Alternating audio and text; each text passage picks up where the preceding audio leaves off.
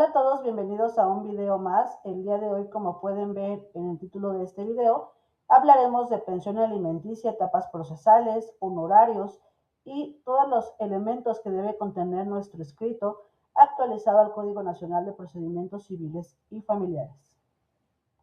Vamos a comenzar disipando la mayor duda o la que más se repite.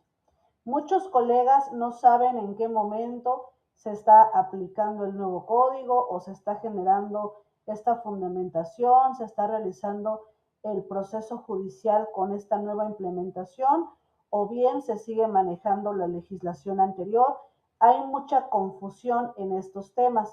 Es por eso que antes de continuar con el curso como tal, es importante especificar que actualmente solamente se está llevando a cabo esta implementación en temas familiares en la Ciudad de México.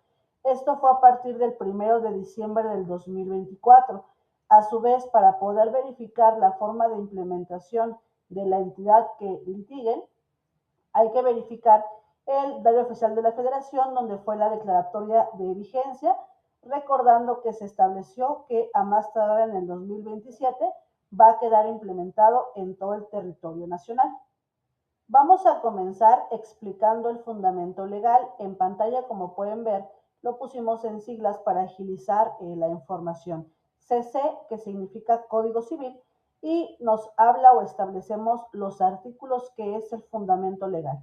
A su vez, en la parte inferior viene CNPSF, que es el Código Nacional de Procedimientos Civiles y Familiares, para que, bueno, ustedes puedan tomar en cuenta la fundamentación. Como pueden ver en la parte del articulado en relación al Código Nacional, en la parte de abajo podemos visualizar que está señalado el artículo 567. Como pueden verificar, aparece la leyenda incidentes o relativo al importe. ¿Qué quiere decir esto? Que en esta parte o en este apartado del código, en los artículos de los cuales les hago mención, nos especifica que algún tema relacionado al importe dentro del juicio en materia familiar derivado a esta implementación del código tiene que ser resuelto por incidente y habla específicamente del importe fijado ya sea en provisional o bien en sentencia definitiva.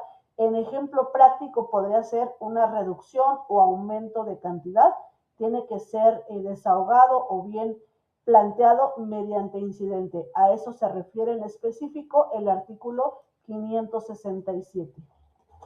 En este apartado hablaremos del escrito y documentos base. Es importante recordar que este tipo de cursos son diseñados con dos finalidades. La primera, que sean un apoyo y una ayuda para aquellas personas que no tienen acceso a algún mentor, algún abogado experimentado que les pueda apoyar y puedan comenzar a desarrollarse profesionalmente. Y la segunda finalidad es que en poco tiempo puedan obtener la mayor cantidad de conocimientos posibles. Por ello, en este apartado vamos a verificar el tema de escrito iniciales y documentos base, ¿correcto? Vamos a comenzar con el primer tópico que podemos ver en la pantalla, que hablamos del PROEMI. No ha sufrido ninguna modificación ni ninguna actualización con la implementación del código.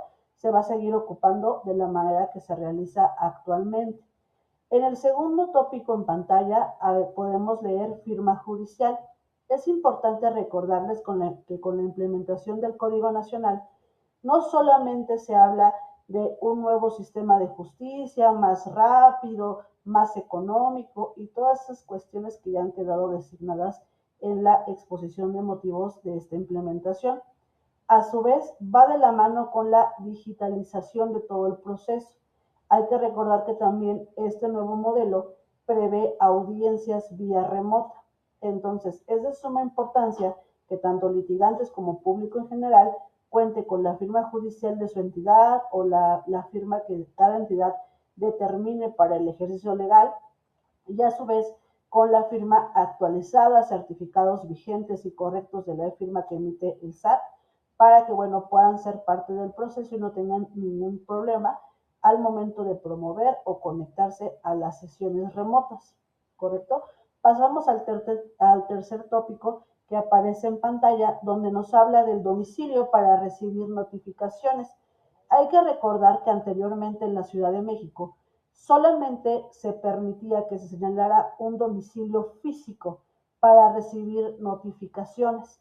Actualmente, como podemos ver en la diapositiva, en el artículo 203 y 204 del Código Nacional, nos menciona que es posible señalar algún medio digital para recibir notificaciones, recordando que la regla principal de que el primer llamado a juicio o el emplazamiento va a seguir siendo de manera personal.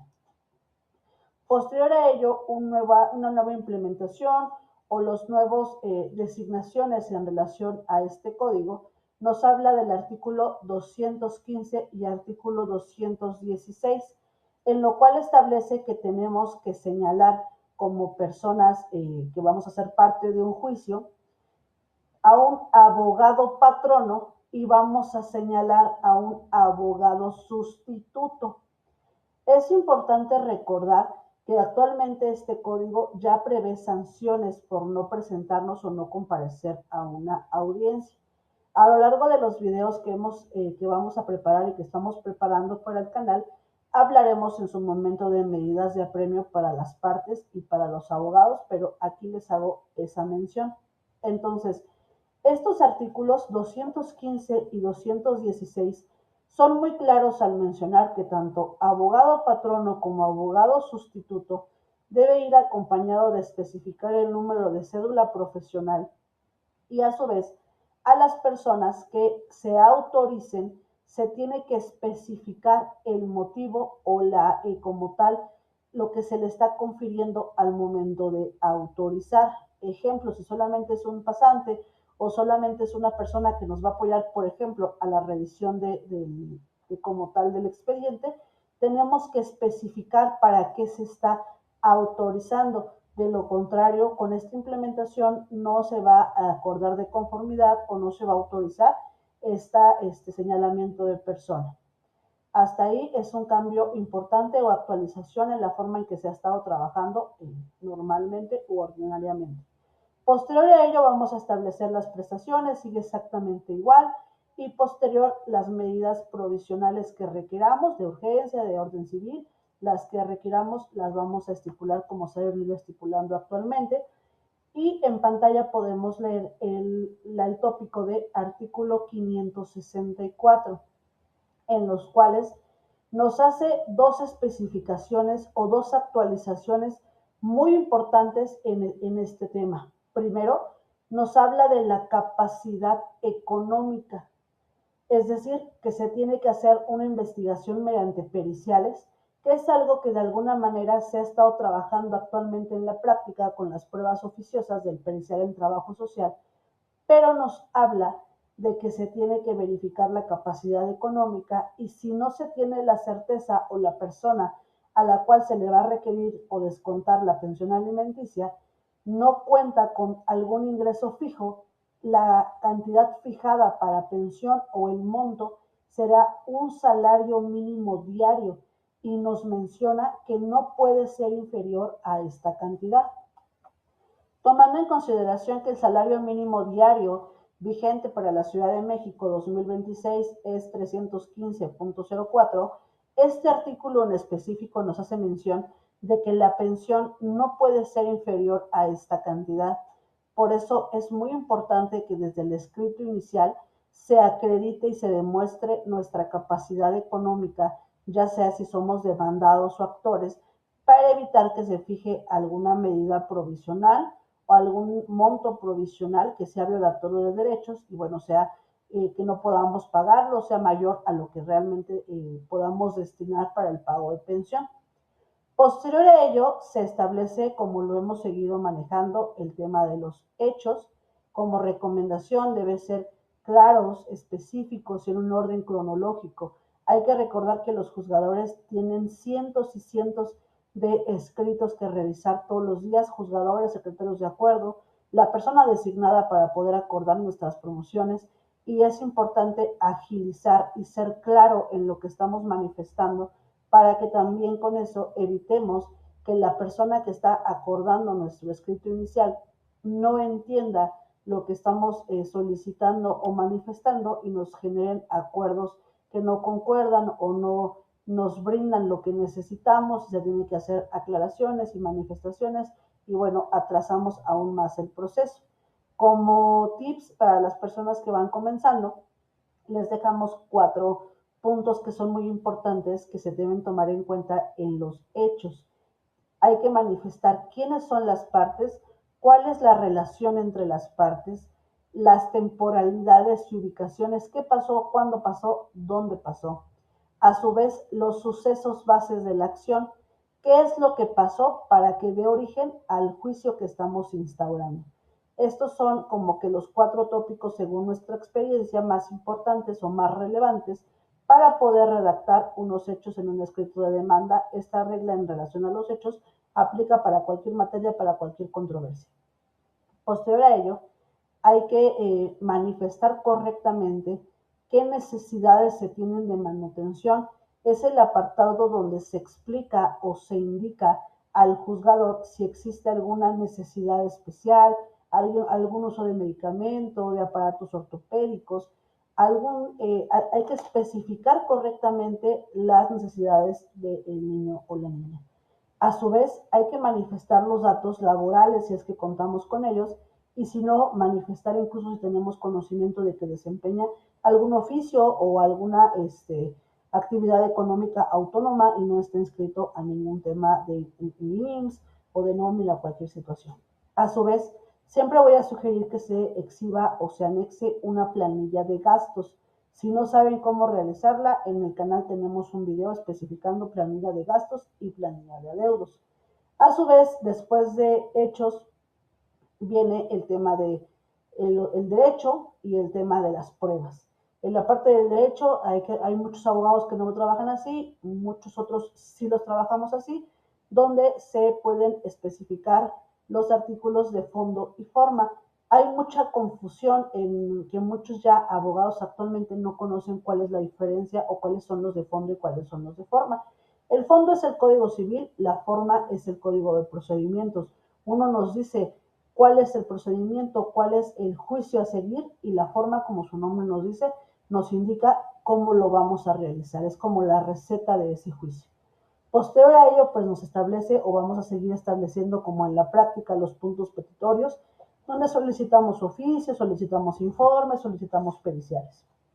Hasta aquí es el tema en general de como tal el escrito.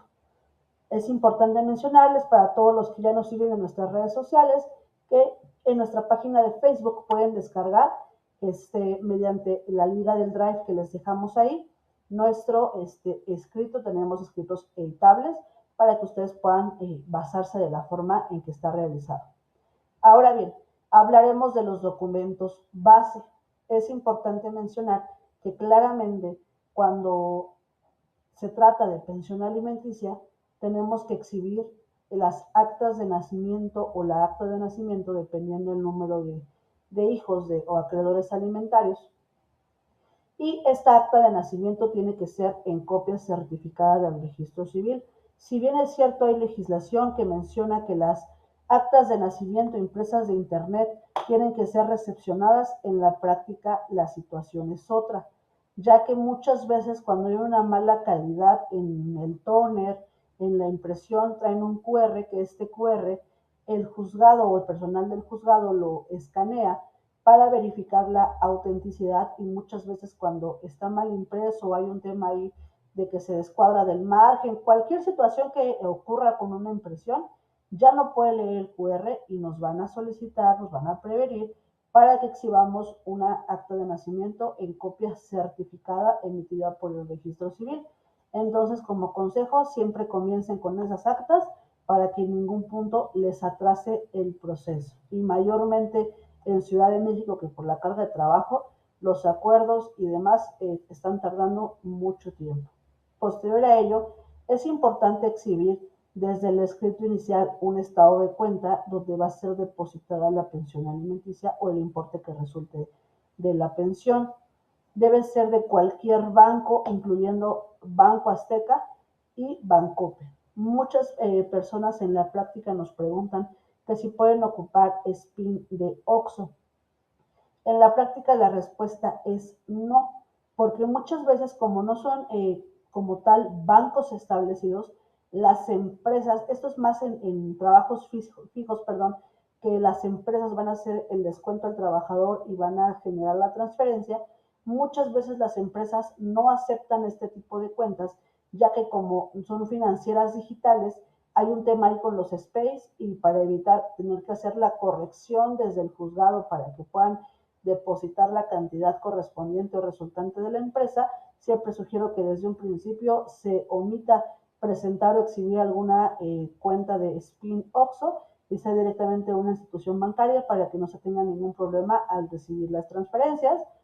A su vez, el comprobante de domicilio donde las niñas o los niños están viviendo actualmente, el INE del tutor, que es la persona que está instaurando la demanda, y los CURPS registrados, validados en el registro civil y totalmente actualizados. Vamos a comenzar entrando en materia en relación al Código Nacional. Vamos a explicar en este apartado las etapas con esta implementación. Hay que recordar que la mayoría de nuestros cursos tratamos de darles siempre el fundamento legal para que ustedes de manera autónoma puedan estudiar y revisar la información, no se queden solo con lo que les mencionamos. Siempre es importante que como abogados podamos verificar nuestro sustento legal y bueno, podamos verificar e instruirnos, perdón, siempre de la forma o de nuestras actuaciones. Bien, como pueden ver en pantalla, vamos a hablar de la primera parte y de la audiencia preliminar. Esto viene establecido en el artículo 251 del Código Nacional. En esta primera etapa hablamos de que comienza ingresando el escrito de demanda. Hay que recordar que actualmente en Ciudad de México es 100% en línea. Una vez que se ingresa o se promueve este escrito inicial de demanda, tenemos que esperar el auto admisorio, como de manera ordinaria se realizan todos nuestros escritos. Posterior a ello, se va a realizar el emplazamiento. Una vez que generemos o se realice el emplazamiento, va a derivar de la contestación de demanda y bien de la reconvención en el caso que haya o que el demandado la realice. Una vez que ya conste en el expediente nuestro escrito de demanda, el emplazamiento, contestación y o reconvención, si así funciona o así va a suceder en el juicio, la ley dice que se tienen 15 días para que el juzgado fije una fecha para la audiencia preliminar. Así dice tal cual el código, 15 días. Verificando todo el fundamento legal y el código, podemos intuir que se refiere a 15 días naturales, ya que el artículo 150 en juicios de alimentos, todos los días son horas y días hábiles. Entonces, si nosotros contamos 15 días naturales, pues claramente incluye fines de semana y demás. Bien. Una vez que pasan estos 15 días, se tiene que realizar o vamos a tener que obtener el auto de señalamiento de fecha. En este señalamiento de fecha, el juzgador puede pronunciarse en relación a la admisión y desechamiento de pruebas o bien lo puede realizar directamente en la audiencia preliminar. Actualmente esta audiencia se conoce como audiencia inicial, es prácticamente el mismo tópico. La diferencia es que una vez que tengamos o realicemos o comparezcamos a la audiencia preliminar, desde esa etapa hasta la sentencia, aquí está la diferencia, todas las promociones y peticiones serán de manera oral en audiencia. Esa es la gran diferencia o la actualización más grande hasta este punto con la implementación. Ahora, posterior a esto, la siguiente etapa o la siguiente parte procesal es la audiencia de juicio. Esto viene estipulado en el artículo 678. A su vez, en el artículo 681 nos hace mención de que puede establecerse una tercera audiencia, que es de explicación de sentencia. Vamos a regresar un poco a la audiencia de juicio. ¿Qué se va a realizar ahí? Bueno, se va a realizar el desahogo de pruebas, se va a escuchar a las partes, se va a hacer lo que actualmente se hace en la audiencia inicial. Una vez que se lleve a cabo todas estas partes de la audiencia y el desarrollo de la misma, el artículo 678 nos menciona que el juzgador establecerá un receso para ese mismo día dictar sentencia. Si no lo hace en ese momento, podrá fijar otra nueva fecha de acuerdo al artículo 681, en la cual esta como tal se titula audiencia de explicación de sentencia, y ahí emitirá pues la sentencia correspondiente. Llegamos a una de las partes que más nos surge duda cuando comenzamos a litigar. ¿Cuánto vale mi trabajo? ¿Cuánto debo cobrar?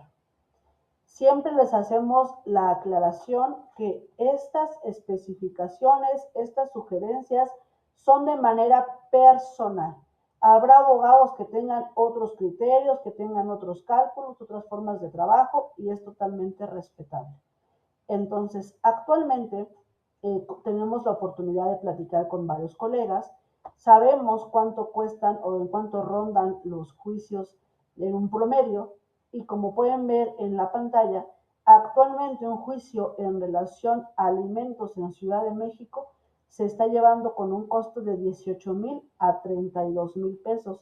Habrá abogados que cobren mucho menos y que cobren mucho más, los hay, cada quien es el que pone el costo del trabajo.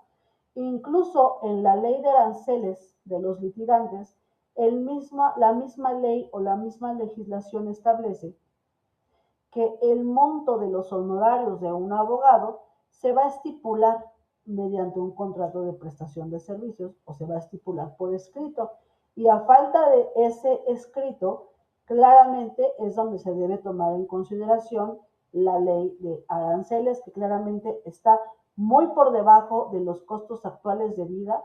Simplemente para hacer una revisión de un expediente nos habla que la primera hoja tiene un costo de 100 pesos y subsecuente de 2.50, 2 pesos con 50 centavos. Entonces, la recomendación